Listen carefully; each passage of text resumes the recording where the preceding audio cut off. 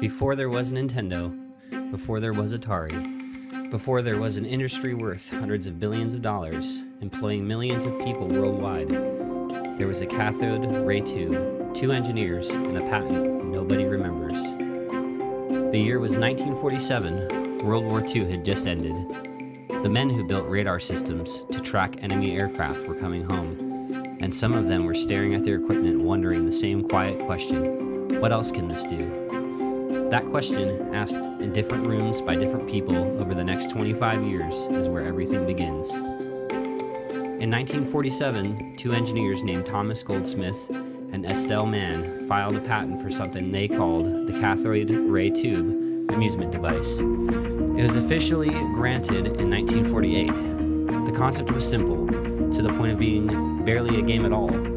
Players attached paper cutouts of airplanes to the face of a screen. Then they used knobs to maneuver a dot of light and try to hit them. The explosions were simulated by circuitry. The targets were literal pieces of paper. It was never commercially released, almost nobody played it, but the patent exists.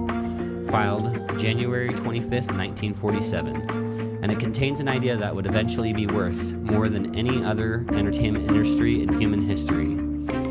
The idea that a screen could respond to a human being.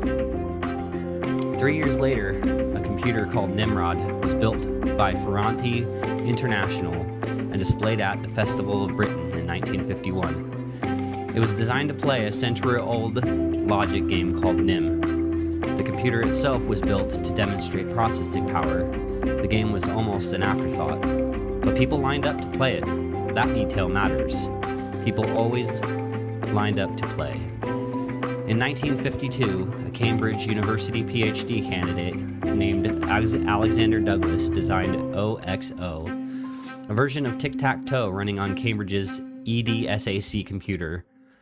Players entered their moves using a rotary telephone dial. The game board appeared on a cathode ray tube. Only a handful of people ever played it. Nobody in 1952 was thinking about an industry. These were experiments, demonstrations, proofs of concept sitting inside universities and government laboratories, played by physicists and mathematicians who were solving other problems entirely. Act 2, the moment someone noticed, 1958. William Higginbotham was a physicist at Brookhaven National Laboratory when he built Tennis for Two in 1958.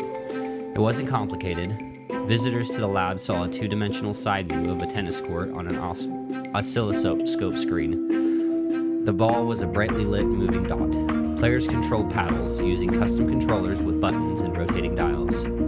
This was different from everything else before it. Not because the technology was revolutionary, it wasn't, but because Higginbotham built it for one specific purpose, to entertain people. Not to demonstrate processing power, not to solve a research problem, to give visitors something to enjoy on an otherwise ordinary Friday afternoon in October at a national laboratory in New York. Hundreds of visitors lined up for a chance to play. Higginbotham later said he had no idea what he had started. He never patented it. He never thought of it as anything more than a fun exhibit. The idea that it would be a forerunner to a global industry generating tens of billions of dollars annually would have seemed absurd to him in 1958. He was right that it was fun, though. He was right about that. Act 3, the culture forms, 1962. In 1962, a group of MIT students conceived and built a game called Spacewar.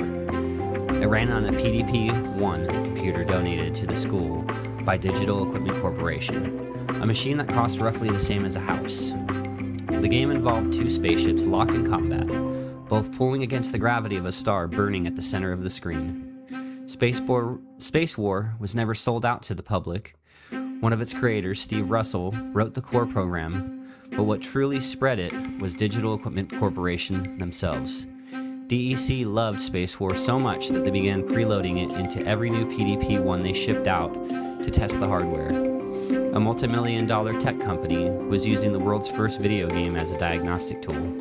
That's how a game built by MIT students ended up on computers across universities and research labs through the 1960s. For the first time, a game had a community, people who played it, improved it, and passed it along without anyone asking them to. This was the first gaming culture. It existed entirely inside institutions most people would never enter, running on machines most people would never touch. But it was real. And the people who grew up inside it, the MIT hackers, the engineers who spent their evenings at Spacewar instead of going home, they were the ones who would eventually walk out of those buildings and try to bring it to everyone else. Act 4, The Bridge, 1966 to 1971. In 1951, an engineer named Ralph Baer had an idea while working in an electronics company. If you gave a television audience the ability to control what appeared on their screen, their role changed. They went from passive observer to active participant. His boss dismissed the idea. They were behind schedule. Baer didn't forget it. In 1966, Baer wrote a 4-page memo proposing the idea at Sanders Associates and began building prototypes with his team. By 1967, they were deep into development. 2 years later, the 7th iteration, a plain brown wooden box they simply called the brown box, was complete. Then came the harder problem, finding someone willing to manufacture it. That search took 2 more years of demonstrations and negotiations before Magnavox finally signed the agreement in 1971. One said yes. That company was Magnavox. That decision is where the next episode begins. The moment someone actually tried to sell this idea to the public. Put it in a box, price it, market it, and find out whether ordinary people in ordinary living rooms wanted what the MIT hackers had already discovered they did. Goldsmith and Mann never built an industry. Higginbotham never filed a patent. The MIT students who built Spacewar gave it away for free. None of them thought they were founding anything. But one of the people who played Spacewar on a university computer in the late 1960s was a young engineering student named Nolan Bushnell. He walked out of that lab with one idea that wouldn't leave him alone. He wanted to put it in a bar. And he did, before the Odyssey ever hit a store shelf. But that's Atari's story. First, Magnavox, the company that won the race to the living room. The inventor who never got rich, and the patent that would eventually cost Atari $1.5 million in court.